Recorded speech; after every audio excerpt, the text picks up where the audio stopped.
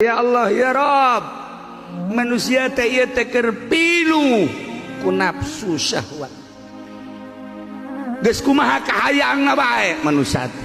Nagara teh kieu geuning kaayaanana. Kaula teh diangkat jadi ulama ku Gusti teh. Ieu teh jang mecahkeun masalah teh kumaha.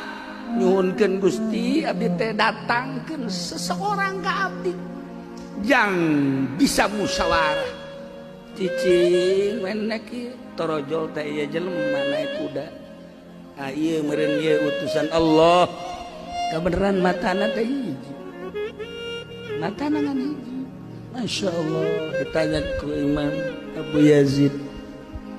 Bucek Imam Abu Yazid bananta anjeun sa. Hai kula teh ieu teh dipanggil ku maneh teh ya. Keur aya di gunung ieu teh kadenge suara maneh. Diutus ku Gusti Allah titah ka dieu di musyawarahkeun negara. Oh bener.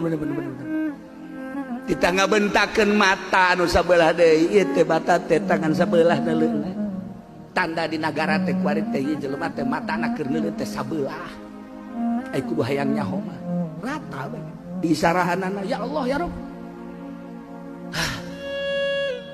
Titah meulah, titah mukakeun mata nu sabelah ieu.